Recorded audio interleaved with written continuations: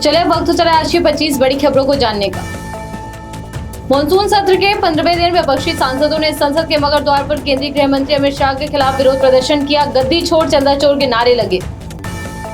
Monsoon सत्र में पक्ष और विपक्ष के बीच गतिरोध और हंगामा बढ़ता देख राज्यसभा और लोकसभा दोनों सदनों की कार्रवाई सोमवार तक के लिए हुई स्थगित। चिंता की बात नहीं, मैं आपके साथ हूं। संसद में हंगामे के बीच नए एनडीए सांसदों टीएमसी और उद्धव ठाकरे सेना के बागी सांसदों से बोले पीएम मोदी। झारखंड में छात्रों के विरोध प्रदर्शन पर पवन खेड़ा ने उठाए सवाल। बोले हमारा प्रतिनिधिमंडल गया है, हर चीज राहुल गांधी करेगी तो पीएम मोदी क्या करेंगे। सदन में हंगामे के बीच विपक्ष को किरेन रिजिजू ने दी सीधी चेतावनी। बोले जब केंद्रीय गृह मंत्री अमित शाह बोलेंगे तो इन्हें चुपचाप बैठकर सुनना पड़ेगा।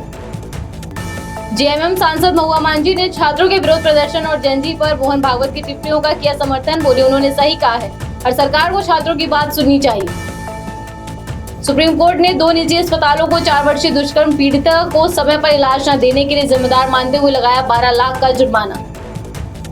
तमिलनाडु के सीएम थलापति विजय की पत्नी ने वापस लिया तलाक का केस। 27 साल बाद टूटने के कगार पर था दोनों का रिश्ता। यूपी चुनाव 2027 से पहले राष्ट्रीय लोकदल आरएलडी को लगा बड़ा झटका। जयंत चौधरी के करीबी यूपी इकाई के अध्यक्ष रामाशीष राय ने छोड़ी पार्टी। नीट यूजी की दोबारा हुई परीक्षा की मार्कशीट में गड़बड़ी का आरोप लगाने वाले उम्मीदवारों की याचिका पर सुनवाई से सुप्रीम कोर्ट का इनकार। हाईकोर्ट जाने के दिए निर्देश।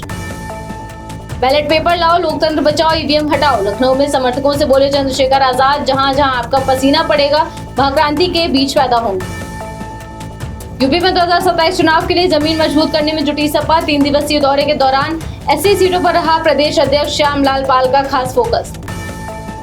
संभल में ड्रीम 11 में लुट गया 2 करोड़ तो डाक सहायक ने रची साजिश। 50 खाता धारकों से किया 1 करोड़ 40 लाख का गबन। लखीमपुर खीरी के महाराज नगर में सांप्रदायिक सौहार्द बिगाड़ने की साजिश नाकाम। बाबा साहेब अम्बेडकर की प्रतिमा और ईदगाह के गुंबद क्षतिग्रस्त, पुलिस जांच शुरू।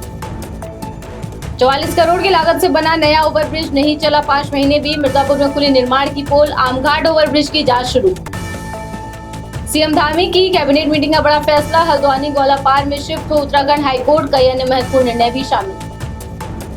दिल्ली विधानसभा के मानसून सत्र का शुक्रवार को आगाज हुआ। टोका-टोकी करते हुए भाजपा और आम आदमी पार्टी के 2 विधायक आपस में भिड़े, स्पीकर नाराज।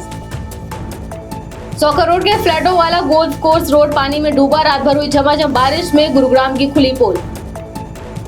नमो भारत ने बनाया नया रिकॉर्ड। दिल्ली मेरठ रूट पर कांवड़ यात्रा में जान से जूझ रहे लाखों नौकरी पेशा लोगों के लिए बनी सहारा। पंजाब के फिरोजपुर में खेतों में पलटी बीएसएफ की बस। ओवरटेक करने के दौरान हुआ हादसा, 6 जवान हुए घायल। झारखंड में मुख्यमंत्री के निर्देश पर स्वास्थ्य मंत्री इरफान अंसारी पहुंचे सदर अस्पताल। अनशनकारी छात्र राहुल क्रांतिकारी का जाना हालचाल। 13वें राष्ट्रीय हस्तकरघा दिवस का उद्घाटन कर बोले बुनकर केवल वस्त्र नहीं, भारत की सांस्कृतिक विरासत को बुनते हैं। जमशेदपुर में बोले राज्यपाल संतोष गंगवार। कर्नाटक विधान परिषद के अध्यक्ष बसवराज होरती ने अपने पद से दिया इस्तीफा। बोले मुझे नहीं पता कि मुझसे इस्तीफा देने के लिए क्यों कहा गया। मैगी विवाद में दुकानदारों पर लगे सभी क्रिमिनल केस हटे। हाईकोर्ट बोला लैब जांच में लेड लिमिट में पिला, अब केस का कोई आधार नहीं। सोने की कीमत 2,814 रुपए बढ़कर 1,48,000 हुई। वहीं चांदी आज 1,112 रुपए बढ़कर 2,26,000 पर पहुंची। तो ये थी आज की 25 बड़ी खबरें। ऐसी तमाम खबरों को जानने के लिए देखते रहिए जन एक्सप्रेस। नमस्कार।